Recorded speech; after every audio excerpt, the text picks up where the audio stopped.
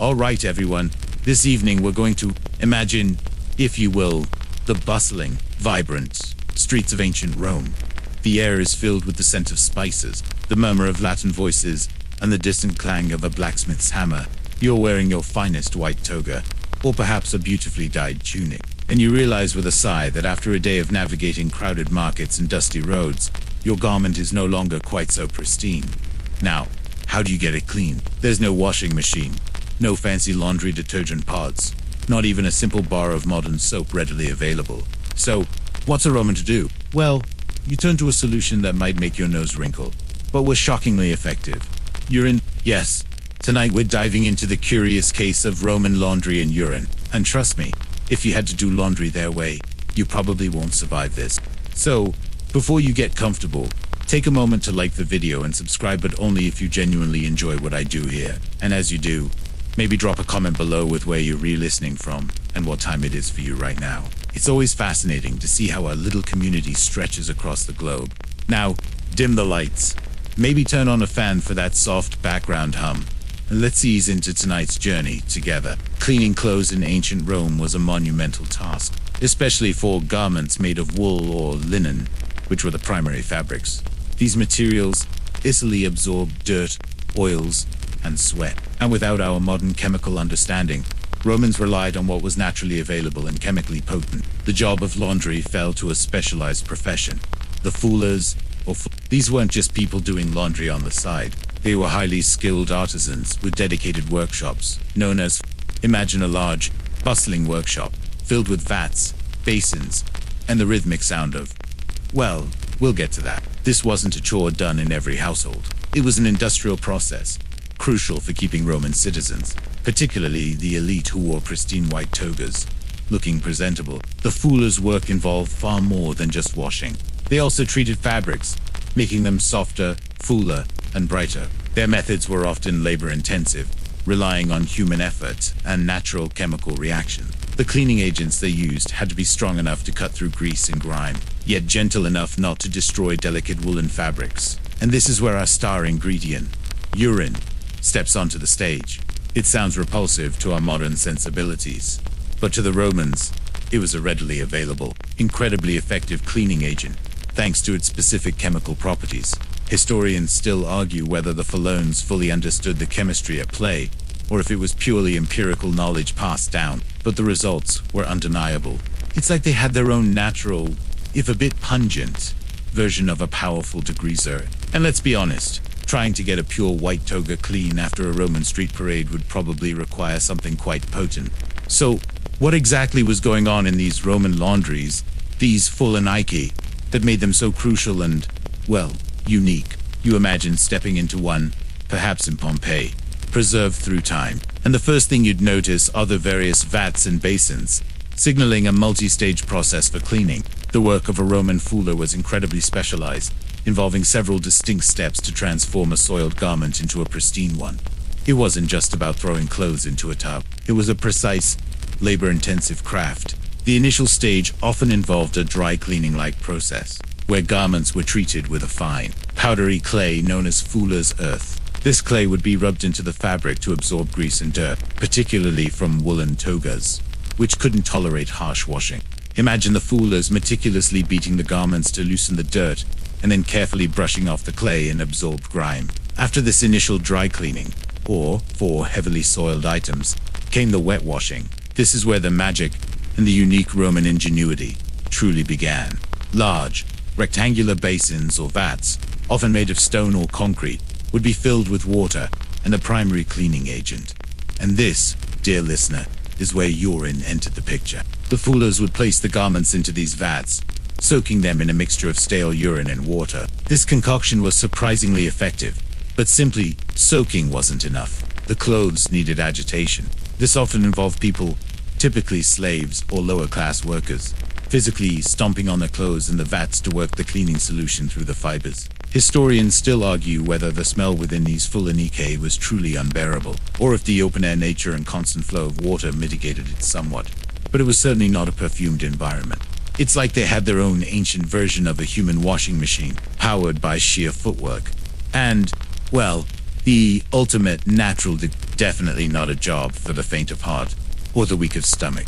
Once the vigorous stomping was complete, the garments would be thoroughly rinsed, often multiple times, in large, clear water basins, fed by fresh water from aqueducts or wells. This rinsing was critical to remove all traces of the cleaning agents and the loosened dirt. But the fuller's work didn't end there. After washing, garments, especially wool, needed to be fulled. This was achieved through controlled agitation in water, often in specialized.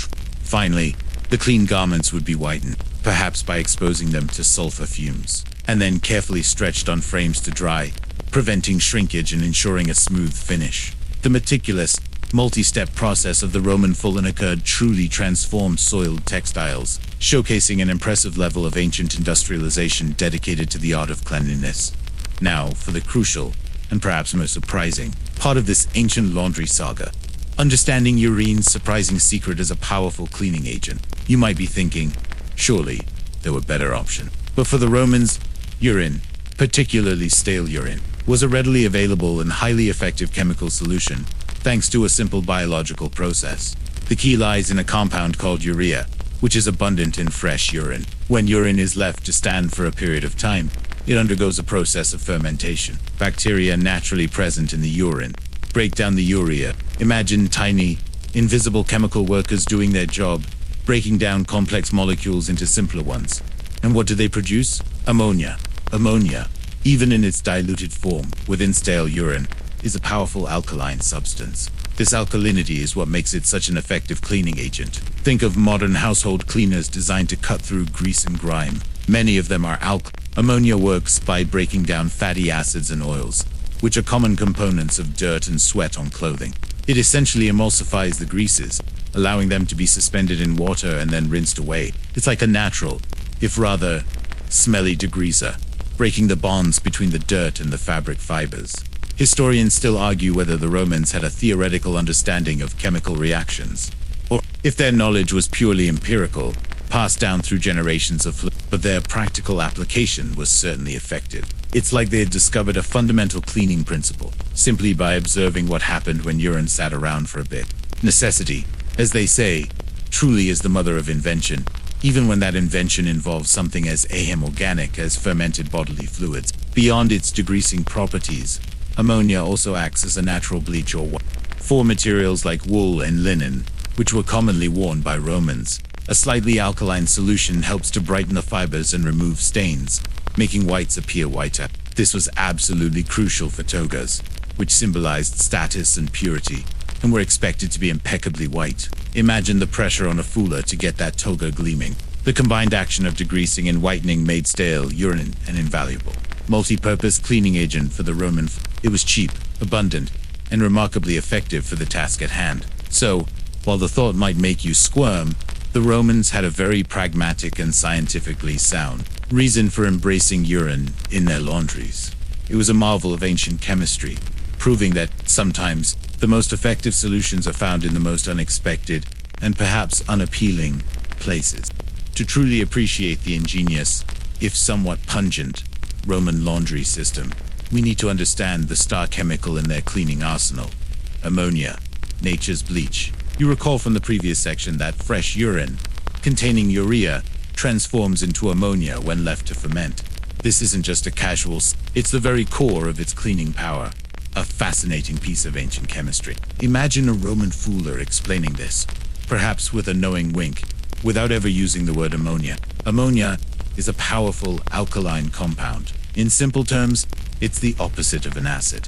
When an alkaline substance comes into contact with fats, oils, and greases, the primary components of much of the dirt on clothing, it causes a chemical reaction called This process breaks down the greasy compounds into simpler molecules that are more soluble in water.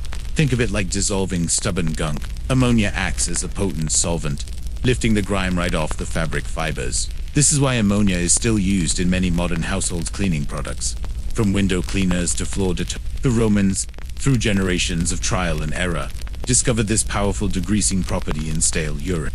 They didn't need to understand the molecular bonds. They simply observed that it worked incredibly well for cutting through the human oils, dirt, and food stains that accumulated on tunics and togas. Historians still argue whether the fullones used any additional steps to accelerate the fermentation process, or just relied on ambient conditions and time. But the consistent production of ammonia was key. It's like they had stumbled upon a fundamental principle of cleaning, purely through empirical observation. And honestly, if you didn't have access to modern chemistry, and something naturally occurring helped your clothes get magically clean, even if it smelled a bit, you'd probably stick with it, wouldn't you? Beyond its degreasing prowess, ammonia also acted as a remarkably effective whitening agent or bleach, particularly for natural fibers like wool and linen. The alkalinity helps to lighten the fabric and remove certain types of stains, making whites appear dazzlingly bright. For a society where the pristine whiteness of a toga was a symbol of status and purity, this whitening property was invaluable. Imagine the satisfaction of a Roman senator seeing his toga return from the gleaming white, ready to impress at the forum.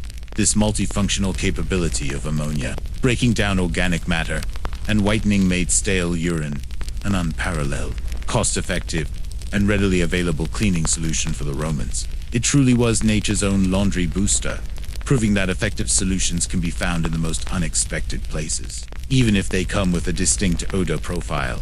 With ammonia established as a star player, the next logical question is, how did the Romans actually collect and foment this valuable, if unglamorous, cleaning agent? You find yourself walking through the winding streets of Rome, and you might notice something peculiar. Instead of public urinals as we know them, you see large ceramic jars, or amphorae strategically placed at street corners, outside public baths, or even at intersections. These weren't just decorative, they were collection points for urine. Imagine ordinary citizens, as they went about their daily business, contributing to these communal vessels. It was a public service, of sorts, though perhaps not the most glamorous. The urine, once collected, wasn't used immediately. Remember, it's the stale, fermented urine that contains the cleaning power. So, these large jars would be transported to the fullonica. Here, the urine would be poured into larger vats and left to ferment for a period of time, often several days or even weeks. This allowed the naturally occurring bacteria to break down the urea into ammonia. Imagine these vats, perhaps in a sunny courtyard of the bubbling gently, emitting a pungent, unmistakable aroma as the chemical transformation took place. This was the aging process, crucial for developing its cleaning potency. Historians still argue whether the collection system was strictly regulated or if it operated more informally on a neighborhood basis. But the consistent supply suggests a well-established practice. It's like they had their own ancient recycling program, turning a common waste product into a valuable industrial resource. And you thought sorting your plastics was innovative. The quality of the urine was also considered. Some sources suggest that urine from certain animals was preferred, or that urine from particular diets might have been considered more potent. However, human urine was the most readily available and therefore the most commonly used. The fullones themselves would have a keen sense for when a batch of urine was ready, likely judging by its strength of smell and its effectiveness in small test washers. This process of collection and fermentation was a cornerstone of the Roman laundry industry. It transformed a waste product into an essential commodity, reflecting the Romans' ingenious pragmatism in resource utilization. It truly was a testament to their ability to find utility in everything, even something as universally discarded as urine. And let's be honest, it put a whole new spin on the phrase, doing your business. With the fermented urine ready in the vats, we now arrive at arguably the most vivid, and perhaps unsettling, part of the Roman laundry process. Stomping the filth away. You're back in the fullonica, the air thick with a unique scent of fermented urine, and you see the large, open basins where the actual washing took place. This wasn't a gentle soak. It was a vigorous, physical act, often performed by slaves or the lowest-ranking workers. Imagine stepping barefoot into a vat filled with cold water, stale urine, and dirty tunics or togas. The sensation alone would be memorable. The worker would then begin a rhythmic, tireless stomping on the garments, much like treading grapes in a wine press. This constant agitation, fueled by human effort, was crucial for thoroughly working the ammonia-rich solution through the fabric fibers. The stomping action literally squeezed and released the dirty water and cleaning agents through the cloth, dislodging dirt, breaking down oils, and forcing the grimy liquid out of the fabric. It was a full-body workout, albeit a rather unpleasant one, requiring strength and endurance. Think of it as the ultimate manual washing machine, powered by sheer human will and aching feet. This method was incredibly effective for cleaning woolen garments, which could withstand the vigorous treading without being damaged, and in fact, benefited from the fulling process that thickened the fabric. Historians still argue whether the fullones had specific rhythms or patterns for their stomping, or if it was simply a tireless, repetitive action. It's like they had their own ancient version of a spin cycle, only much, much smellier and powered by actual human energy. And frankly, it probably put a whole new meaning on having dirty laundry to deal with. The vats themselves were often designed with a slight slope or a drain, allowing the soiled liquid to be flushed away periodically, and fresh solution to be added, though not for every item at every stage. The workers' feet would be constantly immersed in this unique cleaning concoction for hours on end. This was a job that required a strong constitution and perhaps a slightly dulled sense of smell. After the initial stomping, the garments would be moved to rinsing basins, where they would be subjected to thorough washing in clean water to remove all traces of the urine and loosened dirt. This human-powered process of stomping the filth away was a testament to the Romans' ingenuity, readily available resources, and human labor to achieve impressive levels of cleanliness, ensuring that even without modern technology, their clothes could be brought back to a pristine state. It truly puts our modern laundry day struggles into a somewhat humbling perspective. While urine was the undeniable star of the Roman laundry show, it wasn't the only cleaning agent the fullerers employed. They also utilized other natural substances to enhance their cleaning processes, creating a multifaceted approach to ancient hygiene. You're still in the fullonica, and alongside those bubbling vats of urine, you might notice sacks of various powders and clays, each serving a specific purpose in the meticulous process. One of the most important secondary agents was fuller's earth, which we touched on briefly. This naturally occurring clay, rich in various minerals, was highly absorbent. Imagine the fullers sprinkling this fine, earthy powder onto greasy togas or tunics. It worked by physically absorbing oils, dirt, and even some dyes, acting like a natural dry cleaning agent, particularly for delicate woolen garments that couldn't withstand harsh wet washing or too much friction. The garments would be dusted with fuller's earth, then often beaten or brushed to dislodge the loosened grime and clay. Another substance sometimes used was alkaline ash, derived from burnt wood. When wood ash is mixed with water, it creates lye, a strong alkaline solution. While too harsh for some delicate fabrics, a diluted lye solution could be used for tougher stains or for preparing fabrics for dyeing. It provided a stronger chemical punch than urine alone for certain tasks. Imagine the fullers carefully preparing this solution, understanding its potency through generations of practical experience. Historians still argue whether the precise strength of alkaline ash solutions was consistently controlled, or if it varied greatly. But its use for its caustic properties is undeniable. It's like they had their own natural range of cleaning products, from a gentle absorbent powder to a stronger alkaline solution, all derived from nature's bounty.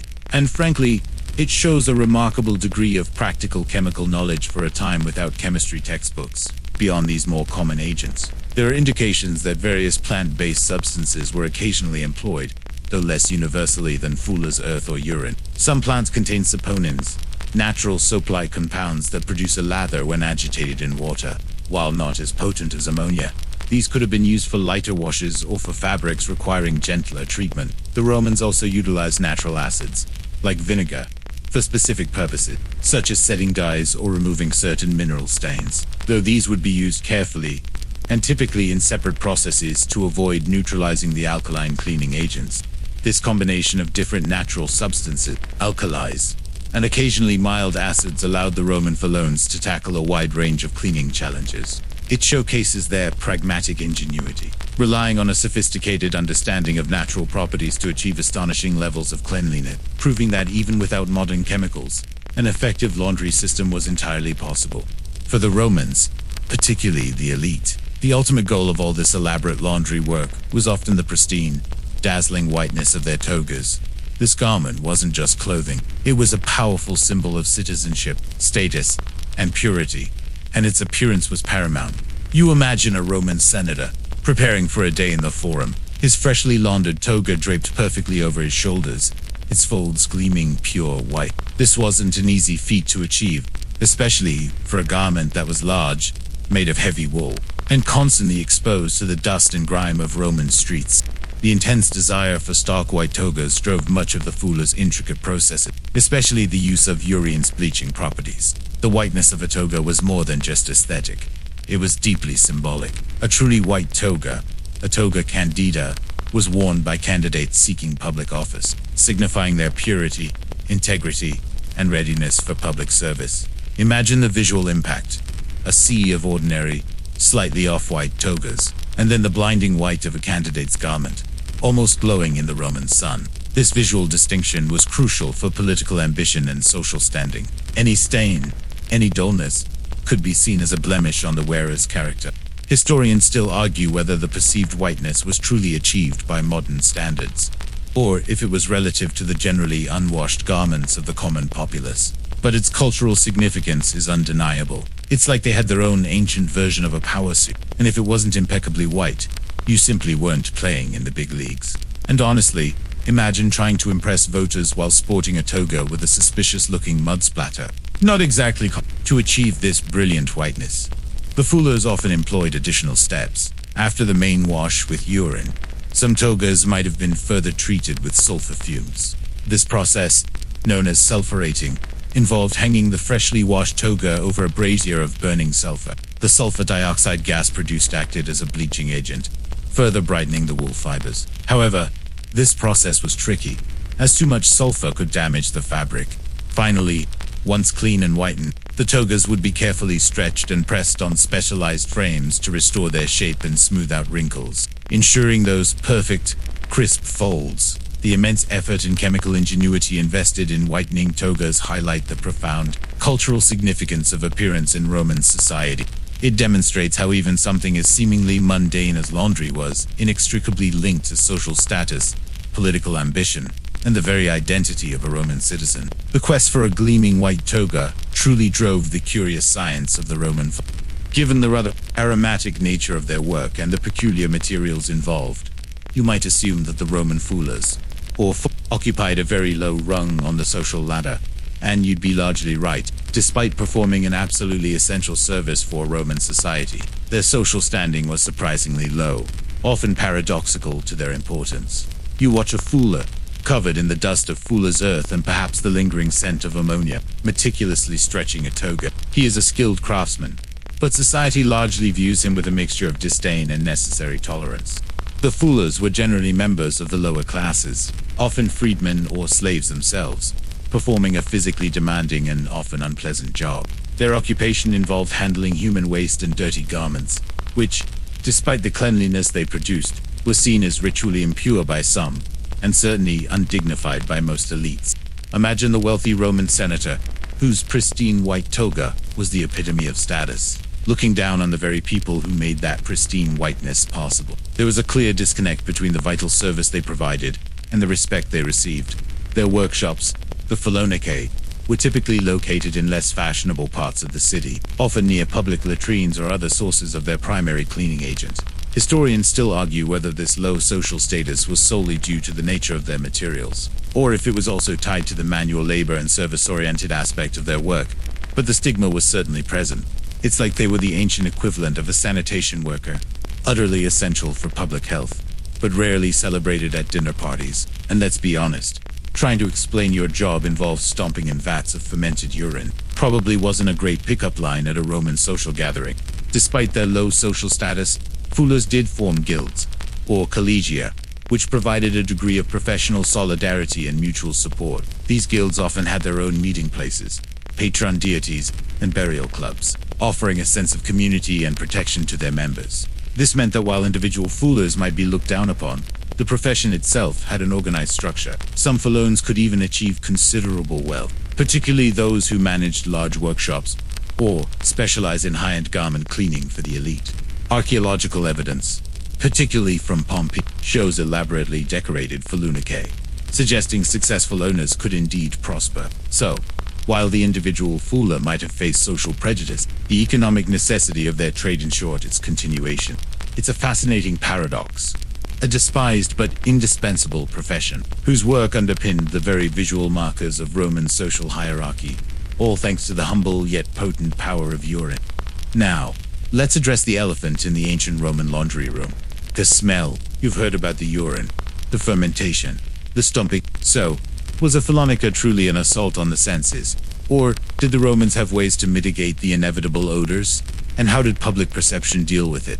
You approach a fullonica in a bustling Roman town, perhaps even holding your breath slightly in anticipation. The reality is, yes, the smell would have been distinctive. Fermenting urine produces ammonia, and while ammonia is effective, it certainly isn't odorless. Imagine a strong, pungent, somewhat acrid scent hanging in the air, a constant reminder of the chemical processes at play. This wasn't a perfumed spa. It was an industrial cleaning facility. However, it's also important to avoid exaggerating to modern extremes. Roman cities, in general, were much smellier places than our sanitized urban environments. The air was filled with a sense of unwashed bodies, animal waste, cooking fires, open sewers, and various other industrial activities.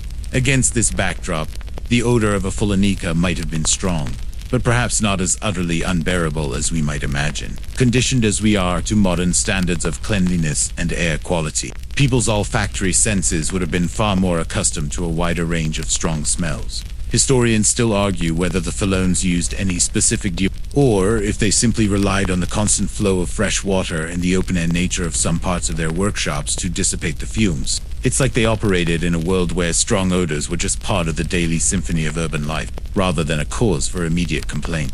And frankly, after a long day of dealing with chariot exhaust and general Roman street crime, a bit of ammonia might have just blended in. Despite the pungent reality, the public perception was complex. While the smell likely contributed to the lower social standing of food, it was also inextricably linked to the essential service they provided. A gleaming white toga, fresh from the fullonica, was a mark of distinction, and its freshness implied that it had undergone the powerful cleaning process. So, while no one wanted a fullonica next door, everyone benefited from its existence. The presence of these workshops, and their distinctive odor, was a necessary evil, an accepted part of the urban landscape.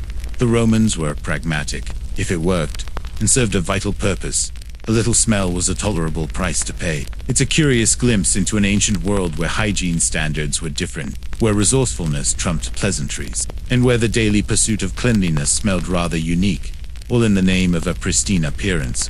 Perhaps one of the most amusing, and often debated, aspects of Roman urine use is the infamous urine tax, or spectacle urinae, imposed by none other than Emperor Vats. You're standing in 1st century Rome, perhaps overhearing a conversation about the latest imperial decree, and suddenly, the talk turns to urine. Emperor Vespasian, who reigned from 69 to 79 AD, was known for his pragmatism and his drive to restore the empire's treasury, which had been depleted by his predecessors. He was a practical man, often more concerned with solvency than with public opinion, or indeed, public fragrance. So, he decided to levy a tax on the collection and sale of urine from public latrines and other sources, recognizing its significant commercial value to industries like the fullers and tanners. Imagine the imperial tax collectors arriving at demanding payment for the precious fluid that was the backbone of their business.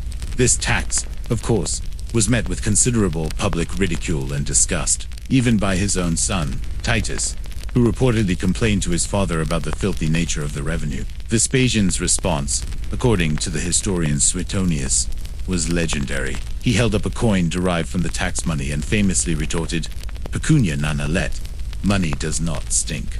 This iconic phrase perfectly encapsulated his no-nonsense approach to public finance. Historians still argue whether the tax was purely for revenue or also a subtle way to regulate the urine trade. But its historical impact and the emperor's memorable retort are undeniable. It's like they had their own ancient version of a sin tax, only instead of cigarettes, it was on human bodily waste.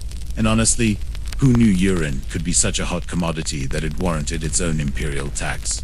Only in Rome, folks. The existence of the urine tax clearly demonstrates just how vital urine was as a raw material for Roman industries. It wasn't merely an informal collection. It was a recognized, taxable commodity, reflecting its significant economic value. The tax underscored the sheer scale of the demand from fullers, who needed vast quantities of urine to clean the vast quantities of woolen togas and other garments. It highlights the pragmatic, often unsentimental, approach the Romans took to resource management, finding value in even the most unglamorous of substances. So, the next time you hear about strange taxes, remember, Vespasian's Vectigel urinae, a bold, if controversial, move that cemented urine's place not just in Roman laundry, but in its economic history, proving once and for all that for some, money truly has no odor. Behind the pungent vats and vigorous stomping, the Roman fullers were not just laborers. They were part of a structured professional world, supported by their fullers guilds and specialized tools that enabled their unique craft. You move into a part of the fullonica where tools hang neatly on walls, and perhaps a small, dedicated space serves as a meeting area for the fullers collegium or guild. These guilds, or collegia fullinum, were professional associations that played a vital role in Roman society. They provided mutual support, regulated standards for their trade, and offered a social network for members who might otherwise be at the lower end of the social spectrum. Imagine a group of fullers meeting, discussing trade secrets, setting prices, or even advocating for their rights within the city. These guilds gave them a collective voice and a sense of identity. Within their workshops, fullers utilized a range of specialized equipment beyond just the basic vats and basins. One crucial tool was the press, often a large, heavy wooden screw. After washing and fulling, garments needed to be pressed to remove excess water and achieve a smooth, crisp finish, particularly for Imagine a giant, ancient closed iron, but operated by human power and immense pressure. This press would flatten the fabric, giving it that pristine appearance so highly valued. Historians still argue whether the technology of these presses was borrowed from olive oil or wine presses, or developed independently but their effectiveness is clear. It's like they had their own industrial-grade pressing equipment, ensuring those togas looked sharp enough for a senatorial debate. And honestly, trying to achieve a perfectly creaseless toga with just your hands sounds like an absolute nightmare. Another important piece of equipment was the drying frame, these were large wooden frames where the garments would be stretched out after being washed and whitened. This stretching prevented shrinkage and allowed the fabric to dry evenly, maintaining its shape and preventing wrinkles. Imagine rows of freshly laundered togas hanging tautly on these frames, exposed to the sun and air, gradually becoming dry and crisp. For whitening, as we mentioned, some fullonica contained small, enclosed chambers where garments could be exposed to sulfur fumes. This would involve a small brazier with burning sulfur, carefully controlled to bleach the fabric without damaging it. These specialized tools, combined with their intricate multi-step processes, highlight the professional expertise of the Roman.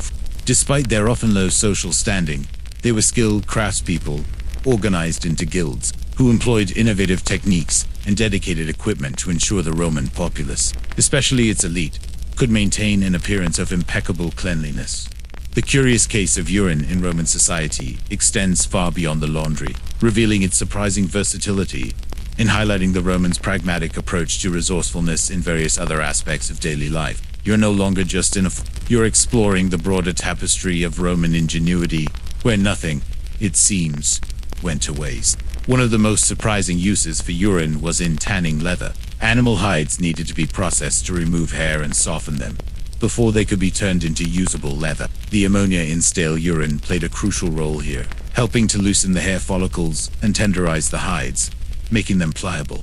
Imagine the tanneries, perhaps even more pungent than the fullones, utilizing vast quantities of fermented urine for this industrial process. It was a vital, if odoriferous, step in producing the leather for sandals, armor, and countless other everyday items. Beyond textiles and leather, urine also found a place in agriculture, though perhaps less systematically. Its nitrogen content made it a natural fertilizer, while direct application of raw urine might have been limited due to practicalities and smell. It could have been incorporated into compost heaps, or diluted for specific crops. Imagine a thrifty Roman farmer, knowing that even human waste held nutrients for his fields. Historians still argue whether urine was widely collected for agricultural purposes, or if its use was more opportunistic for private gardens. But its fertilizing properties were likely recognized. It's like they had their own ancient version of a comprehensive waste management system, where what we flush away was a valuable resource. And honestly, it makes you think twice about what we consider waste today, doesn't it? In the realm of personal hygiene, while less common than in laundry, some historical sources suggest that urine was occasionally used as a mouthwash or for cleaning teeth, particularly among certain populations. The ammonia could act as an antiseptic and a wipe. Imagine the commitment to oral hygiene required to swish fermented urine around your mouth. Certainly not for the faint of heart, or stomach.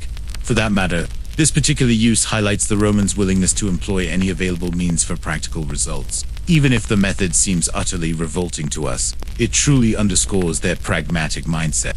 The sheer range of applications for urine, from cleaning clothes and tanning leather to potentially fertilizing crops and even oral hygiene, demonstrates a remarkable level of resourcefulness and ingenuity in ancient Rome. It was a commodity, a chemical agent, and a testament to a society that understood the value of every available resource, no matter how humble or unappealing it might seem. As we unraveled the curious tale of Roman laundry and urine, it's fascinating to see how their ancient, seemingly bizarre practices actually laid some of the foundational groundwork for our modern detergents and cleaning principles. You step out of the ancient fullonica and into a gleaming, brightly lit modern supermarket aisle, faced with an array of colorful laundry detergents and cleaning sprays. The connection seems distant, but chemically, it's closer than you think. The Romans, by using stale urine, were essentially harnessing the power of ammonia as an alkaline agent. This very principle is still a cornerstone of many modern cleaning products. Many household cleaners, especially do contain ammonia or other alkaline compounds because of their effectiveness in breaking down fats, oils, and greases. Imagine that. The same basic chemical reaction that cleaned Roman togas is still dissolving grime in your kitchen today, just without the fermentation. Furthermore, the Romans' use of fuller's earth demonstrates an early understanding of adsorption, where a material physically binds to dirt, and this principle is seen in modern cleaning products that use clays or other absorbent polymers to lift and remove stains. Even the physical agitation, the stomping, underscores the importance of mechanical action in cleaning, a principle we replicate with washing machine agitators and scrub brushes. Historians still argue whether the Roman fullones had any conceptual understanding of pH levels or chemical reactions beyond empirical observation, but their effective application of these principles is undeniable. It's like they built the first crude version of a washing machine, but instead of electric motors, it was powered by human feet and the invisible magic of chemistry. And honestly, their approach was remarkably efficient given the lack of modern technology. The whitening effect of ammonia, too, is while modern bleaches are often chlorine or oxygen-based, the principle of using a chemical agent to brighten fabrics and remove stains is ancient. The Romans were, in essence, using an early form of natural bleach. So, the next time you pour a capful of laundry detergent into your washing machine, or marvel at the sparkling clean of your kitchen counter, take a moment to appreciate the curious legacy of the Romans. Their seemingly crude methods were surprisingly sophisticated in their chemical understanding. Long before chemistry was a formal science, they were true innovators, discovering and applying fundamental cleaning principles that continue to underpin our modern world of sparkling cleanliness. It's a quirky, yet profound, reminder that sometimes the most basic, and perhaps even repulsive, solutions of the past contain the seeds of our present technological marvels. As our journey through the curious case of Roman laundry and urine gently comes to a close, let's reflect on the enduring lessons from Roman cleanliness and the ingenuity and pragmatism that shaped their approach to hygiene. You return to your own time, perhaps with a slightly amused, yet deeply appreciative perspective on your modern washing machine and fragrant. The first and most striking lesson is the remarkable resourcefulness of the Romans. Faced with the universal challenge of cleaning in a pre-industrial world, they didn't lament what they lacked. They brilliantly utilized what they had in abundance. Urine, a waste product, was transformed into an indispensable industrial chemical, a testament to their practical genius. Imagine our own society, reconsidering what we deem waste and finding new, sustainable uses for it. Another key takeaway is their deep understanding of natural chemistry. Even without formal scientific frameworks, through countless generations of observation and experimentation, the fullones intuitively grasped the power of alkalinity for degreasing and whitening. They were empirical chemists, achieving consistent results through trial and error, a testament to human ingenuity. This reminds us that profound knowledge can exist outside of laboratories and academic institutions. Historians still argue whether the fullones transmitted their knowledge through formal written texts or primarily through hands-on apprenticeship, but the effectiveness of their methods is unquestionable. It's like they had a secret recipe for cleanliness, passed down through the family, and it smelled distinctly of ammonia. And honestly, it worked. Finally, their story highlights the cultural and social significance of cleanliness and appearance. For the Romans, a clean toga was more than just hygiene. It was a powerful symbol of status, citizenship, and moral character. The lengths they went to achieve this, even embracing the pungent methods of the fullonica, underscore the deep human desire for presentation and belonging. This timeless aspiration for cleanliness, however achieved, remains with us today. The curious case of Roman laundry and urine isn't just a quirky historical anecdote. It's a fascinating window into a society that tackled everyday problems with remarkable pragmatism, resilience, and a surprising grasp of chemical principles. It's a reminder that necessity truly is the mother of invention, and sometimes the most effective solutions are found in the most unexpected and perhaps pungent places. As the echoes of the Roman fullonica gently fade, allow yourself to settle deeply into the quiet. The distinctive sense of ancient industry now dissipate into the soft hum of your own space. There is nothing to do now but release any lingering thoughts, any small curiosities, letting them drift away like distant memories. Feel your breath deepen, becoming soft and even a gentle rhythm that carries you effortlessly towards peace. You are warm, you are safe, and you are utterly at ease. Drift now, serenely, into the soft embrace of sleep, a quiet realm where even the most curious histories find their gentle rest.